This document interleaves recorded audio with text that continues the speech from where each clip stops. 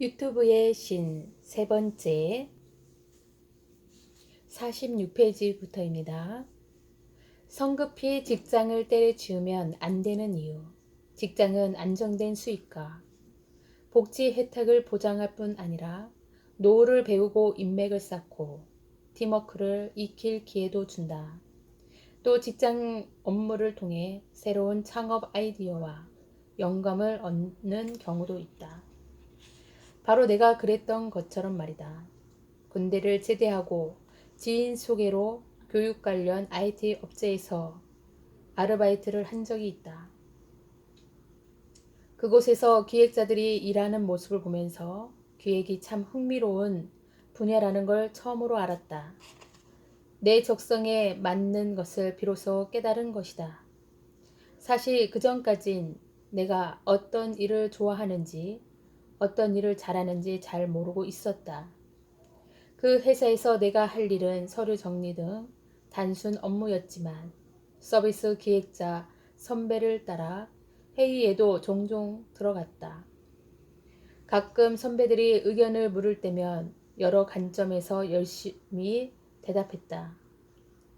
회사 측에서 그런 나를 좋게 봤는지 3개월 만에 정직원 제의를 해왔다.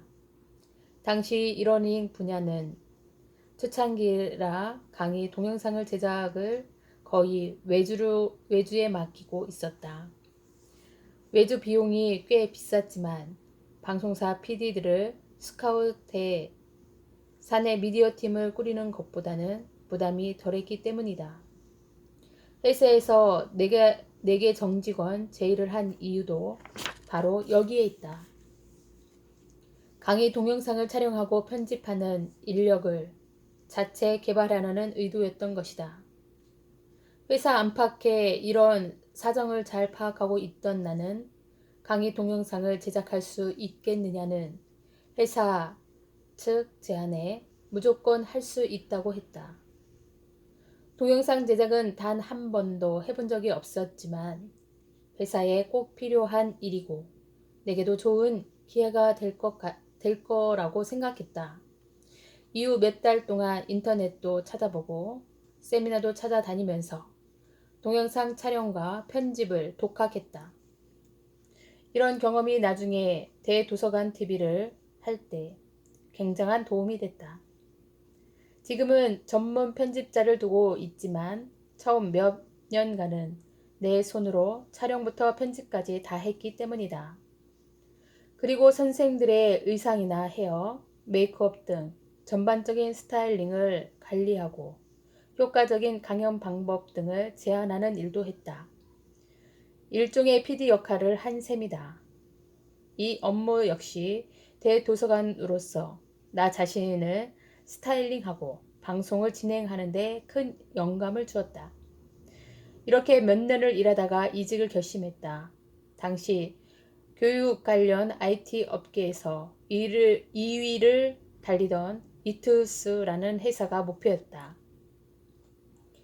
내가 업계 1위 메카스터디가 아니라 2위 이투스를 선택한 데는 나름의 이유가 있었다.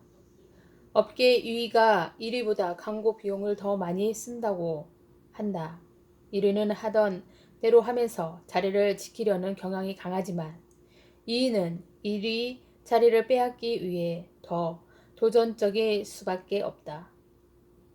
그렇다면 내세울 만한 졸업장도 자격증도 없는 나를 파격적으로 채용할 만한 곳은 업계 2위인 이투스일 것이라고 판단했다. 마침 지인에게서 이투스가 곧 SK와 합병한다는 소식도 전해 들은 터라 마음을 굳혔다. 1억세의 대학 졸업장도 자격증도 없이 운전면허증 하나 달랑 적으려니 스스로도 민망했다. 하지만 자기소개서만큼은 자신 있었다. 당시만 해도 자기소개서라 하면 저는 일남 삼녀의 첫째로 태어나 어쩌고 저쩌고 하는 유형이 일반적이었다. 나는 완전히 새로운 형식의 자기소개서를 썼다. 기사 홈페이지를 이러저러한 방향으로 수정하길 제안한다는 식으로 일종의 기획안을 제출한 것이다. 다행히 이런 전략이 잘 통해 이투스에 당당히 취업할 수 있었다. 그리고 당시 싸이월드로 한창 주가를 올리던 SK 커뮤니케이션즈가 이투스와 합병하면서 대기업 사원이 되었다. SK 커뮤니케이션에서 일하면서 IT 업계를 바라보는 시야가 완전히 달라졌다. 잘나가는 IT 기업은 어떻게 일하는지 온몸의 세포 하나하나로 다 받아들였다고나 할까? 대기업은 돈에만 관심 있는 줄 알았는데 그렇지 않았다. 나의 편견이었다. 당장 돈이 더 들더라도 장기적으로 바람직한 방법을 찾아야 한다는 걸 그 시절에 배웠다. 무엇보다 멀리 내다보고 큰 그림을 그리며 트렌드 읽는 법을 익힐 수 있었다. 그 과정에서 해외에는 유튜브로 엄청난 고수익을 올리는 크리에이터가 있다는 사실도 알게 되었다. 처음으로 1인 크리에이터 분야의 가능성을 발견한 것이다. 이런 경험이 없었다면 지금의 대대소가는 없었을지도 모른다. 직장을 통해 기획이라는 분야를 발견하고 촬영과 편집, 방송 진행 등 세부적인 기술을 익혔을 뿐 아니라 IT 업계 전반에 대한 통찰력까지 얻을 수 있었으니 말이다. 이쯤에서 고해성사를 해야 할 것 같다. 사실 나는 다음 TV파대에 인터넷 방송을 시작한 지 얼마 안 되어 SK 커뮤니케이션을 그만두었고 그래놓고 남들한테는 회사를 그만두지 말라고 당부하니 모순된 태도로 보일 수도 있을 듯하다. 당신은 지금과 사정이 좀 달랐다. 1인 미디어는 무조건 생방송이었고 출퇴근에 하루 서너 시간씩 허비하는 상황에서 매일 밤 4시간씩 생방송을 진행하는 건 불가능에 가까웠다. 방송 일주일 만에 간 뒤 동영상이 히트를 치자 1인 크리에이터로서 성공 가능성이 높다고 판단한 점도 그 결정에 영향을 미쳤다. 고등학교 때 아버지가 돌아가시고 SK 커뮤니케이션즈에 다니던 시기에 어머니마저 돌아가셔서 당시 나는 혼자였다. 내 한 몸 건사하고 하면 된다는 생각도 그 결정에 힘을 보탰다. 만일 부모님 중 한 분이라도 살아가셨다면 대기업을 그만둘 용기는 절대 내지 못했을 것이다. 하지만 직장을 그만둔 대가는 생각보다 가혹했다. 당시 다음 TV 팟은 수익 구조가 전혀 없었다. 돈 한 푼 벌지 못하고 퇴직금만 축내기를 몇 달째 드디어 돈도 쌀도 바닥을 드러내고 말았다. 몇 끼를 굶은 채로 부엌 천장을 뒤져보니 비닐봉지에 쌀 한 움큼 들어 있었고 그 쌀로 미움을 끓여 자그마치 사흘을 버텼다. 당시 시청자들은 내가 허기를 참아가며 방송했다는 사실을 꿈에도 몰랐을 것이다. 매일 밤마다 아무 걱정 없는 듯 한결같이 밝고 긍정적인 목소리로 방송을 했으니까. 생활고에 시달리던 나를 구원해준 사람은 작은 어머니였다. 작은 어머니 펀드가 아니었으면 그 시절이 더 혹독했을 것이다. 지금 1인 크리에이터에 도전하는 초보자는 직장을 그만둘 이유가 전혀 없다. 인터넷 생방송은 매일 밤 3시에서 4시간 정도의 방송을 해야 고정 시청자를 확보할 수 있기 때문에 직장 생활과 병행하기 어렵지만 유튜브에 편집 영상을 올리는 일은 직장에 다니면서도 충분히 가능하다. 주말 딱 이틀만 투자하면 촬영부터 편집, 업그레이드 예급까지 끝낼 수 있고 그 정도 투자로도 자기 기능성을 충분히 시험할 수 있다. 그런 사표는 언제 던지느냐고. 기준은 사람마다 다를 것이다. 기준이 무엇이든 크리에이터로서 안정적인 기반을 마련한 상태에서 더는 직장 업무와 병행이 불가능해지는 시점이 바로 사표를 던질 때다. 그 전까지 사표는 내 마음속에만 쓰는 걸로 하자. 사표냐 창업이냐로 고민한다면 해답은 N 잡너. 요즘 구닥이라는 앱이 인기다. 유료 카메라 앱인데 한 번에 24장까지만 찍을 수 있고 찍은 사진을 보려면 사흘을 기다려야 한다. 이런 아날로그적인 매력 덕에 구닥 앱은 국내뿐 아니라 해외 17국에서 다운로드 1위를 기록하며 100만 달러가 넘는 돈을 벌어들이고 있다. 얼마 전에 이 앱을 개발한 스타디업 스크루바 대표 강상훈 씨의 인터뷰를 기사를 봤다. 그런데 이분 본업이 앱 개발이 아니라 미술 유학 원장이란다. 앱을 함께 개발한 나머지 세 멤버도 본업이 따로 있었다. 이들 스크루바 4인방이 일주일에 한 번 카페에 모여 수다 떨면서 뚝딱뚝딱 만든 앱이 바로 구닥이다. 각자 본업이 있으니 경제적인 절박함이나 부담이 없었을 테다. 그냥 재미있고 가치 있는 일을 함께 해보자며 뚝딱 던진 아이디어가 대박으로 이어진 것이다. 이렇게 본업 말고 또 다른 직업을 가진 사람들을 일컫는 신조어가 N 잡너다. 한때 유행했던 투잡 쪽과는 느낌이 사뭇 다르다. 투잡 쪽은 본업만으로는 생계 유지가 힘들어 부업까지 하면서 밤낮 없이 일하는 사람을 가리키는 말이다. 왠지 연관 검색어로 고단함, 절박함, 힘듦이라는 단어가 뜰 것 같은 느낌이 든다. N 잡너는 다르다. 연관 검색어를 골라보자면 재미있게, 여유롭게, 설렁설렁 정도가 어울릴 듯하다. 한마디로 말해 생계 유지는 본업으로 하고 재미와 자아실현은 다른 직업에서 찾는 사람들이 바로 N 잡너다. 이 일로 반드시 돈을 벌어야겠다는 야심이 없으니까 절박하지 않고 절박하지 않으니까 마음껏 창의력을 발휘할 수 있다. 창의력을 발휘하니까 뜻하지 않게 돈을 벌거나 새로운 캐리어가 생긴다. 이것이 내가 생각하는 1인 브랜드의 가장 바람직한 입문 코스다. 직장, 학교 다 때려치우고서 내 모든 인생을 걸고 비장하게 시작해서는 될 일이 안 된다.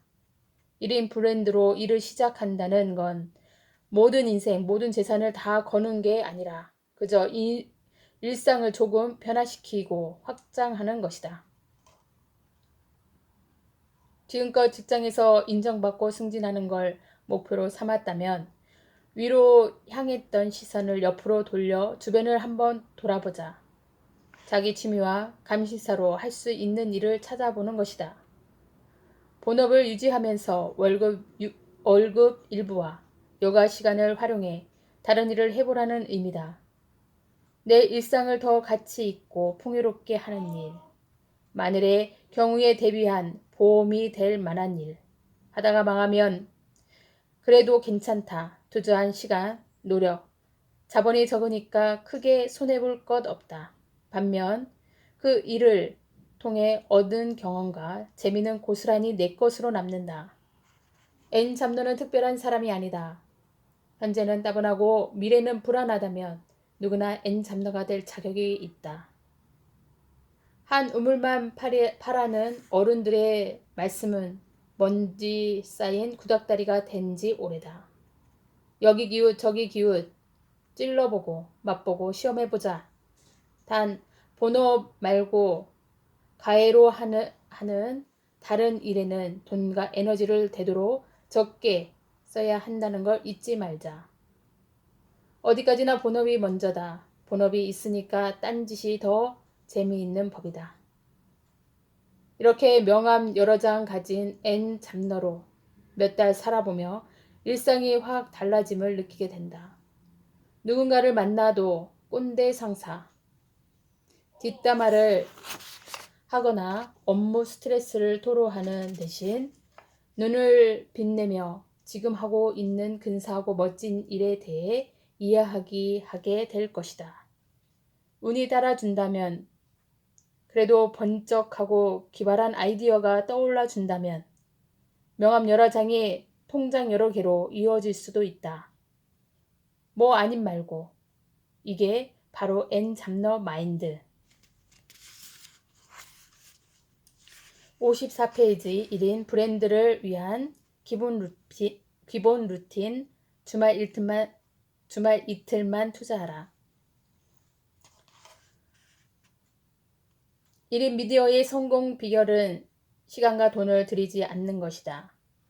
자본을 더 모으고 아이디어를 더 쥐어짜고 수정을 거듭하면 더 좋은 콘텐츠를 만들 것 같지만 사실은 그렇지 않다.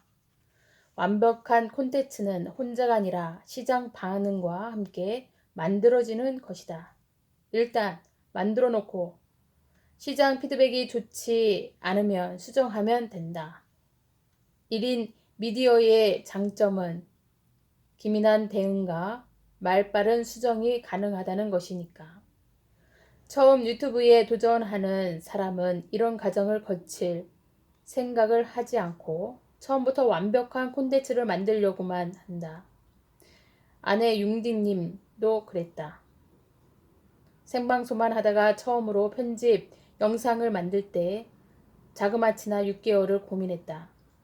일단 완성해 시청자에게 선보이는 것이 중요하다는 사실을 초보자는 잘 알지 못한다. 습작 100편보다 소중하고 유용한 실전 한 편이 힘. 예전에 강풀 만화가의 인터뷰를 본 적이 있다. 기자가 애튼 작가 지망생에게 조언 한마디를 해주세요 하고 요청하자 강풀 작가가 이렇게 대답했다. 습작하지 마세요. 습작 없이 만화가가 될 수도 있나? 한순간 멍해졌는데 이어지는 강풀 작가의 설명을 듣고는 고개가 끄덕여졌다. 만화가 지망생이 흔히 저지르는 실수가 습작만 하는 거예요. 이거 찔끔 그리다가 아니다 싶으면 걷어치우고 저거 찔끔 그리다가 또 아니다 싶으면 걷어치우고 그러지 말라는 거예요. 작품 하나를 끝까지 완성해 보는 경험이 중요해요. 습작 100편보다 실전 한 편이 나아요. 골방에서 습작만 하지 말고 자기 작품을 세상에 내놓는 용기가 필요합니다. 대가끼리는 통하는 데가 있는 법인지 조민 만화가에게서도 이와 비슷한 이야기를 들은 적이 있다. 조민 작가가 EBS 대도서관 잡쇼 웹툰 작가 편에 출연해 들려준 이야기다.